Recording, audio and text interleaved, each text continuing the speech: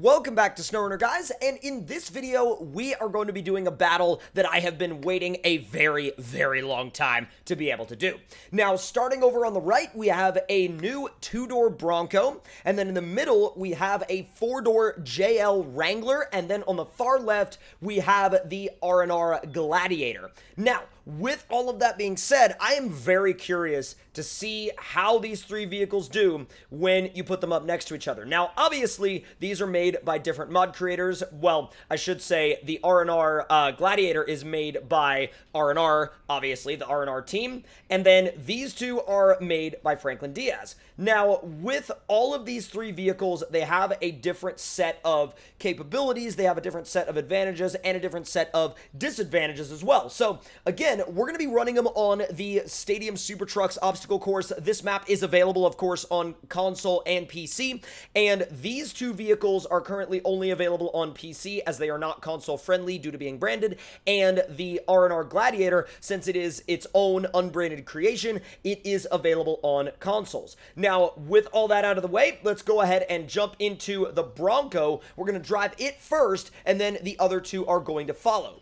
Now, let's go ahead and make sure, oh, we are not in the right vehicle. Let's grab that Bronco, and we're going to take it for a run down the course. Now, I don't know if we're going to, well, actually, we probably should time this run because the thing is, these are competitive runs. So, let's get right up to the line.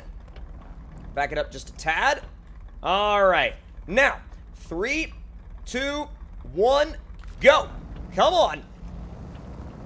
Now, I do have the SnowRunner gearbox in both this and the JL Wrangler, the four-door Wrangler, and then the R&R vehicle, the R&R, obviously, Gladiator, has a little bit of a different setup in it because those are custom transmissions, but just trying to get through here as quickly as I possibly can, and I took a little bit of a bad line, but I know there's going to be people that are going to say, well, why are you not slow crawling that?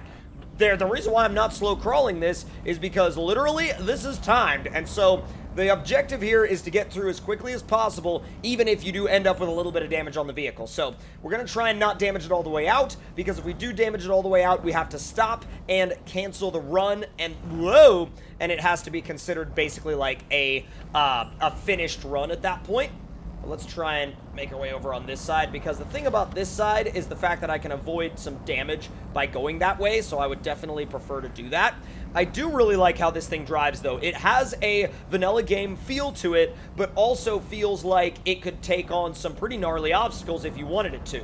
A little bit of engine damage there, trying not to barrel the front end into too many things, but it seems as though that front bumper overhang is causing us to run into some issues. Now, I don't want that to be a problem, but I'm gonna have to, I think I'm gonna have to lose some time if I keep barreling into obstacles. I'm gonna end up damaging my engine too much, so we're gonna have to back off the speed, or at least the entry speed into certain obstacles. Most of those damage issues, I feel like in this, would come from slamming the front into either the ground or a rock or a log too hard. So, trying to avoid scenarios like that while maintaining at least a little bit of pace. Easy. Closing in on that 4-minute mark on the course so far, which is surprising, actually. Picking up a pretty good amount of speed, even with the SnowRunner gearbox, with the 5-speed.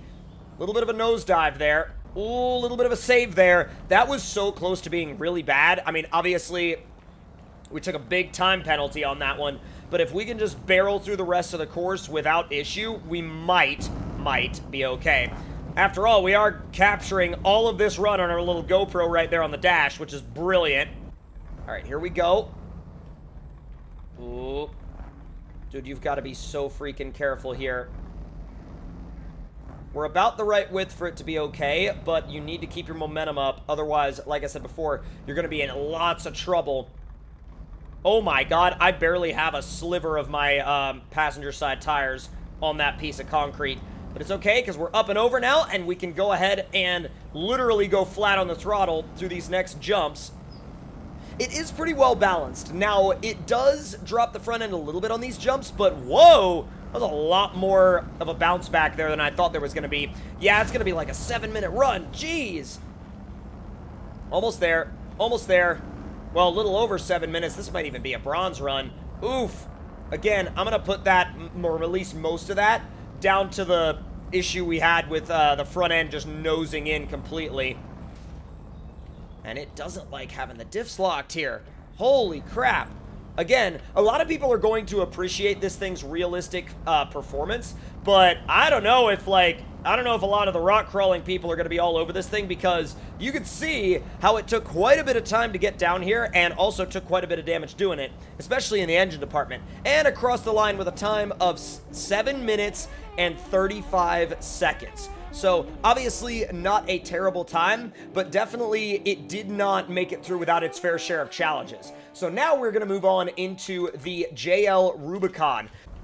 Now, high range doesn't feel all that fast, but we're actually off to a pretty good start, picking up a little bit of engine damage off the line, though. Now, it's pretty happy through here in high. I've got a lot of control of it through the steering, and actually, the rock grip seems to be pretty good. Whoa! Suspension took a big hit there, though. That was unexpected. That was very unexpected. We're through the rock obstacle a little bit quicker, though, than we were in the Bronco, which is nice. Now, I feel like that could be attributed to the fact that the Bronco has smaller tires than this JL does. Now, that's obviously due to the way they were set up, but I'm going to have to get out of high in there because that was damaging out my engine very, very, very quickly, and I really did not want to have to deal with that later on in the course because this is some of the lightest, like literally some of the lightest obstacles that we're going to have to deal with here. Oh my god, that was a big hit on damage. This thing is taking damage hits left and right. I feel like the damage hitboxes are a little bit weird on this thing. There we go, up and over the damaged out cars. What are you doing? Automatic mode wanted to go into reverse there for a moment. That was a little bit unexpected and also a little bit strange. There you go, down over the edge. And here's where we got to keep some momentum up. We got to keep it in 5th. Remember, this has that SnowRunner gearbox. Now, we are about 10-ish seconds ahead of the Bronco at this point already. So I feel like our average speed is definitely being carried a little bit better. But let's see what we can do. It's definitely less damage happy over the lumber, but also because of the wheelbase and the tire size, we're able to kind of scramble over these logs a little bit easier. Not bad. All right, back into automatic mode now. Let's go. Still under 2 minutes. Big touch of the brakes. Well, actually, I slowed down a lot more there than I intended to, so a little bit more braking than I wanted, but I'm not going to worry about it. I feel like it's going to be fine. There we go. As long as you can find your way, just claw your way up. Oh, God. Oh, no. Oh, that's going to hurt the time.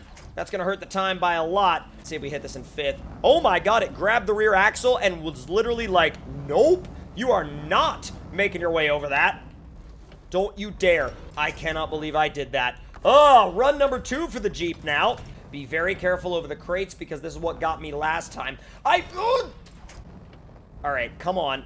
Do not mess that up. Alright, finally, we didn't mess that up. The two, I guess I would say, problem areas for me on this circuit are obviously, as we found out today, apparently the shipping containers and most definitely the log bridges that you can see up ahead. Let's make it around this last long sweeper before the final straight.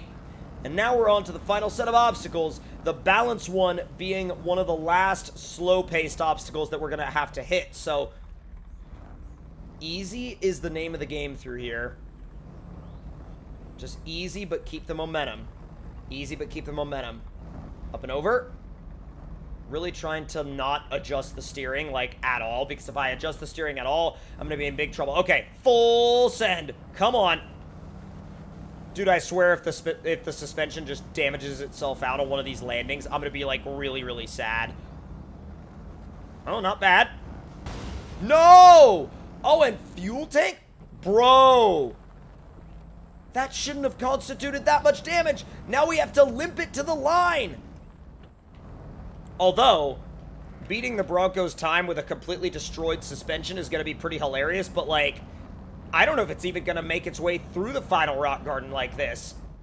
Oh, no. Yep. I mean, I feel like I could still make it. It's just going to be really, really, really bad. Yeah, now it's just literally dragging itself along the ground. Oh, my gosh, guys. It's straight up just dragging itself along the ground at this point. I don't even care how much engine damage it gets. We're going to make it through here. No, wait, no winch attachment points. No! No! I don't want this thing to have an incomplete run. Oh, I'm so determined. I even took 4 runs in it to make it to this point, and then the suspension fails me. Dude, the suspension failed me. It was gonna beat the Bronco as well. God, that's properly annoying. The suspension on that thing is not very strong at all. Now, obviously, the objective is going to be failed because we switched to the R&R Warrior, aka the Gladiator. But now, we're going to make our final pass, and I have a feeling that we're going to make, like, the pass we're going to make in this thing is going to be so quick that we're not even going to have to worry about it. So, Bronco did it in 7.5 minutes.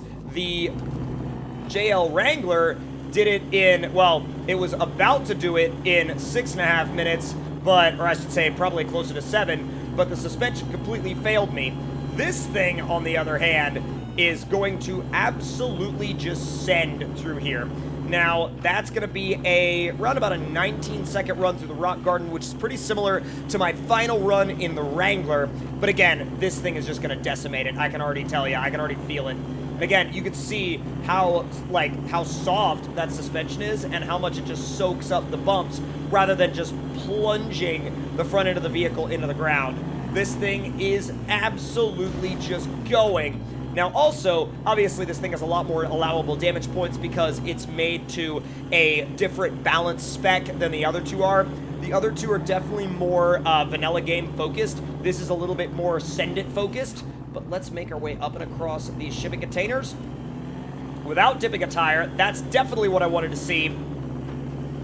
Trying to not damage really any of my tires here, because if I have to do the rest of this with like a flat tire, that's gonna be quite sad.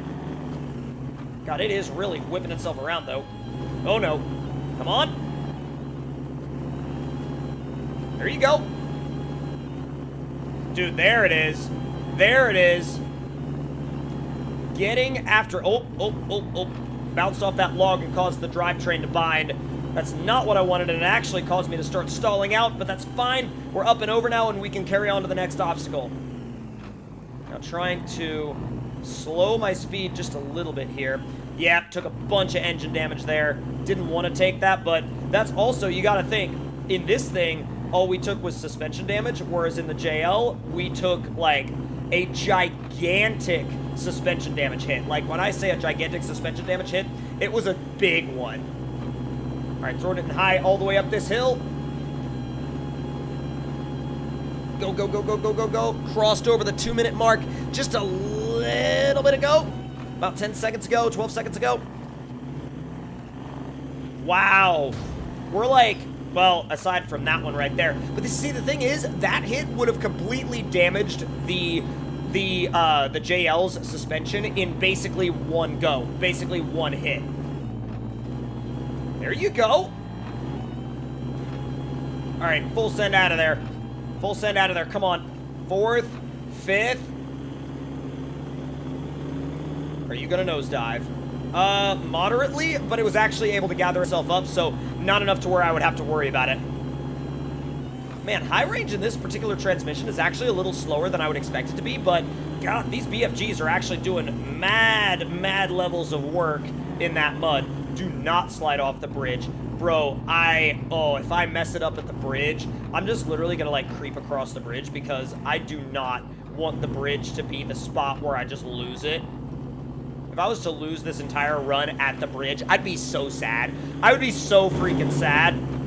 So would Beans. Beans would be very upset with me. Alright, make your way up and over. Now with this, I have confidence just sending. Absolute confidence, because I know that I have so much allowable damage that I can just go full send through a lot of these obstacles and it's really not going to be of all that much consequence. Just under 4 minutes now.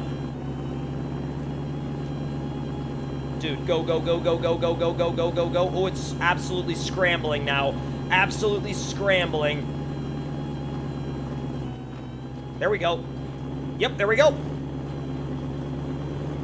Dude, it stayed in 4th through all of that. That's super respectable. That's actually a really good performance from this thing. Now on to the balance obstacles. Or I should say obstacle, singular. It's just long.